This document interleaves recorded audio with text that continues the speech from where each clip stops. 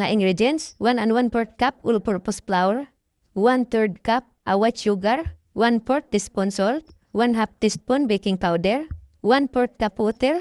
Tunaw-tunawin lang ang white sugar, tapos maglagay tayo ng 1/4 cup margarine.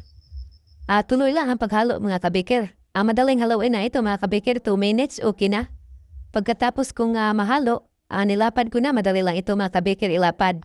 Tapos kapag nalapad na ganito na, ilagay na natin sa ating hulmahan. 20 by 4 cm around pa ng ating hulmahan mga kabiker. Sa pagbisay naman, napakadaling gawin ng ganito lang Panoorin niyo mga kabiker Kayang-kaya niyo mga kabiker.